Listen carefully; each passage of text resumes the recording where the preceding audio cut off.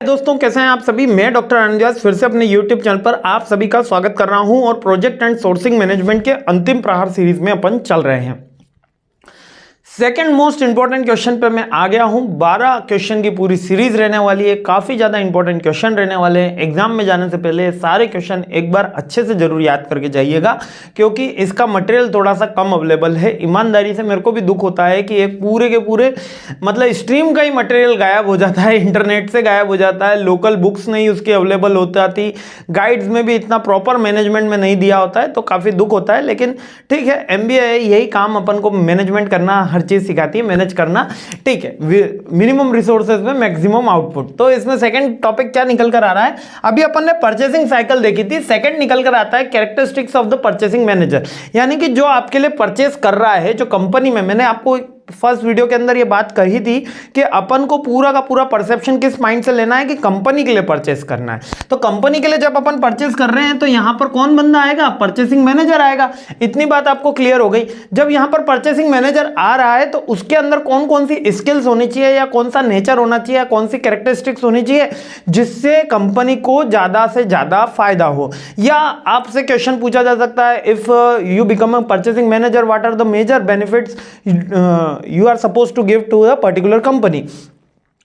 घुमा घुमा के क्वेश्चन पूछे जाते हैं, लेकिन अपन को याद रखना है कि अच्छा परचेसिंग मैनेजर कैसा होता है। पहला point, knowledge of procurement. Procurement यानी कि खरीदारी की जो प्रोसेस होती है, प्रोक्योरमेंट यानी कि ग्रहण करना, खरीदारी करना, उसकी प्रोसेस उसको पता होनी चाहिए।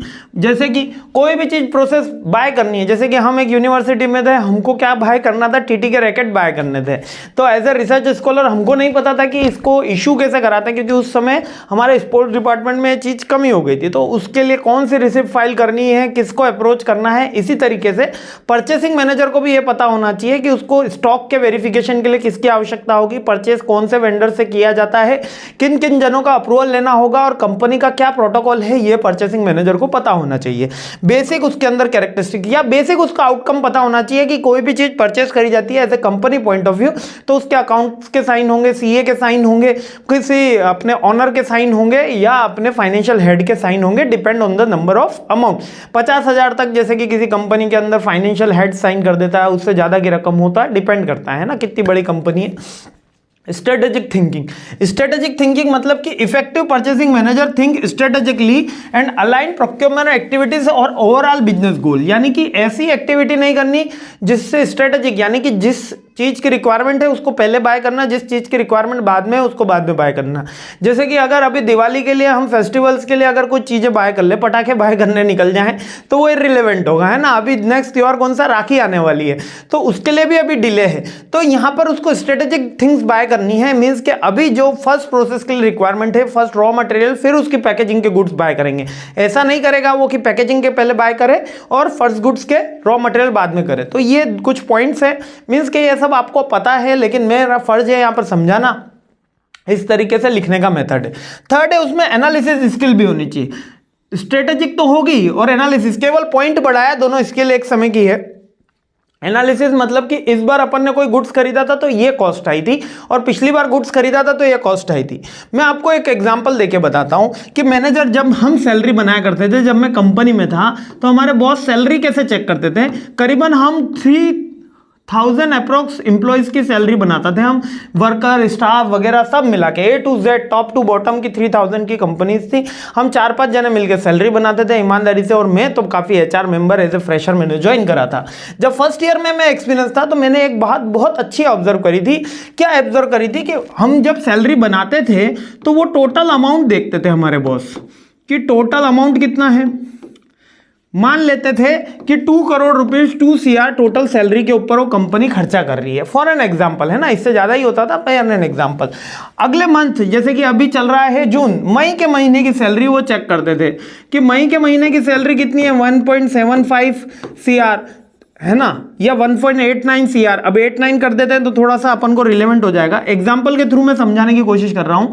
जैसे कि जून की सैलरी हमने बनाई 1.25 CR, और तो वो मई की सैलरी चेक कर देते हैं, मई की सैलरी कितनी है, मई की सैलरी निकली 1.20 CR।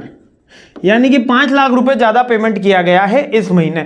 अब यहां पर एनालिटिकल स्किल आई। अब 5 लाख रुपए कैसे ज्यादा पेमेंट किया गया, क्या कोई नई ज्वाइनिंग हुई है? अब वो नई ज्वाइनिंग का बंदा, अब 3000 जनों की आपको सैलरी वेरीफाई करनी है, तो या तो आप एक जने की सारी की वापस से तैयार करो। अब वो 5 जने कर रहे हैं, उनके ऊपर की भी टीम है, अकाउंट्स ने भी चेक कर लिया है, फाइनेंशियल हेड के पास चले गए या वीसी के वाइस प्रेसिडेंट के पास चले गए। वो ऐसे चेक नहीं करता था।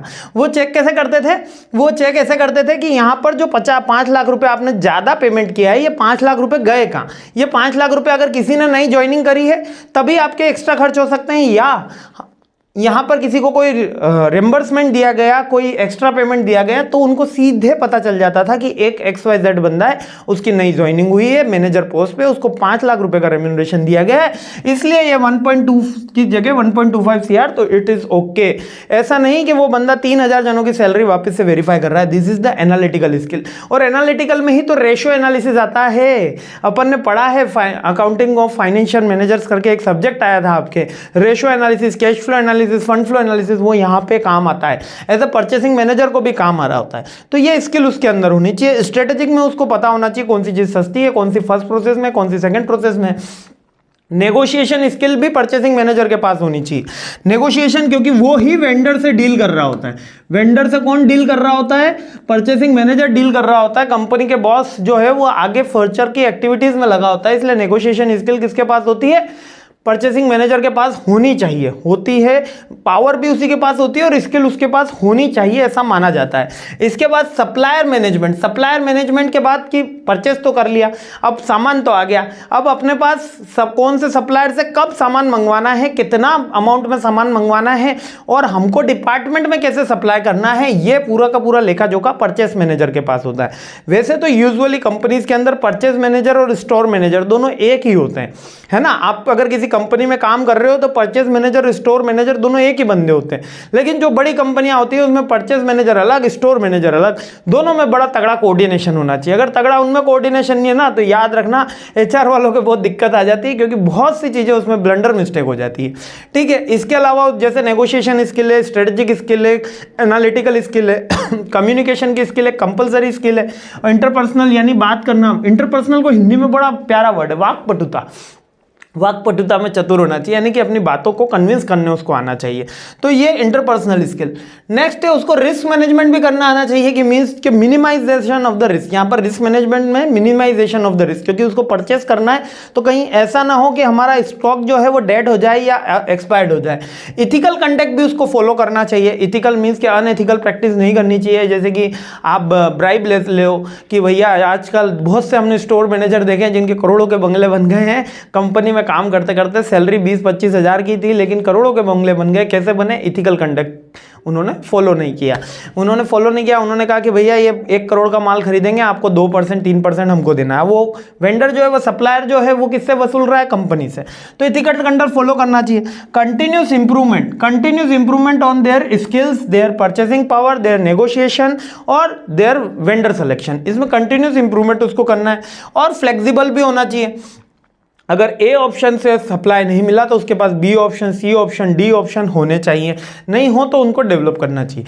तो बेसिकली जब अपन बाइंग करने जा रहा है कोई परचेसिंग मैनेजर, तो उसके अंदर कौन कौन सी स्किल होनी चाहिए? उसके अंदर नेगोशिएशन की स्किल होनी चाहिए, उसके अंदर एनालिटिकल स्किल होनी चाहिए, उसके अंदर स्ट्रेटेजिक स्किल होनी चाहिए, उसके अंदर थोड़ा सा आप कह सकते हो कि यहाँ पर कंटिन्यूस इंप्रूवमेंट की बात होनी चाहिए, अडेप्टेबिलिटी होनी चाहिए। इसके अलावा रिस्क मैनेजमेंट हो गया, इथिकल कंडक्ट हो गया और communication. Risk management, ethical conduct और कम्युनिकेशन, ये 7-8 स्किल आप याद रख लीजिएगा। 10-12 का एग्जाम्पल मैंने दिया हुआ है। बहुत ही इजी क्वेश्चन है, बार बार एग्जाम में पूछा गया क्वेश्चन है। अगर परचेज मैनेजर की जगह स्टोर मैनेजर भी लिख दिया तब भी क्वेश्चन का आंसर बदलने वाला नहीं है, याद रखिएगा। बहुत आसान टॉपिक है, बहुत आसान सब्जेक्ट है, स्कोरिंग सब्जेक्ट है। आशा है आपकी बहुत अच्छा स्कोर करेंगे हम। जल्दी नेक्स्ट वीडियो में मिलते हैं और ये सीरीज कंप्लीट करते हैं। जय हिंद, मुस्कुराते रहिए, खुश रहिए। जय हिंद।